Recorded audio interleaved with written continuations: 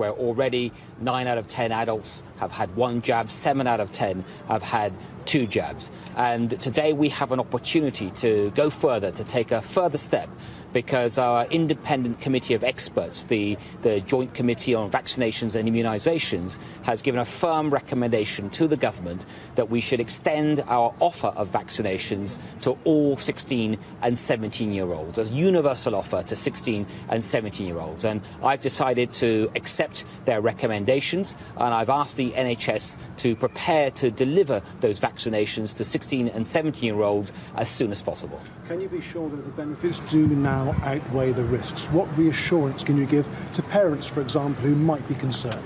The reassurance that we can give actually comes directly from the clinicians themselves. So they've held a press conference today as well, where we've heard from the Deputy Chief Medical Officer, the head of the JCVI, and Dr. June Rain, the head of the MHRA, our independent medicines regulator, and they are all at one on this, that this is absolutely the right thing to do for all 16 and 17-year-olds. Of course, there's no compulsion in this, like all our vaccination offer. It's something for people to consider and to decide if there's something they want to do. But we want to make sure that all the best information is available and that we are doing all we can together to build this wall of defence that already has meant, for example, that there's 60,000 fewer people in the UK that have died from this horrid virus, and also some 22 million infections have been prevented, all because of our vaccination programme.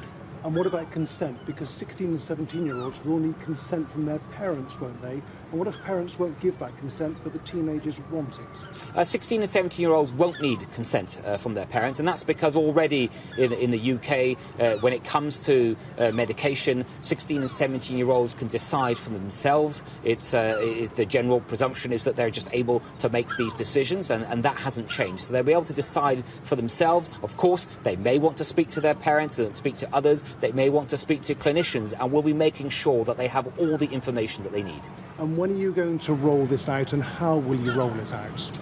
We had already been preparing for something like this possibly happening. Of course, we weren't to know until there's a decision by the experts. But now that they've made that decision on 16 and 17-year-olds, we can put that into action. And I hope that we can be offering this very soon, certainly this month.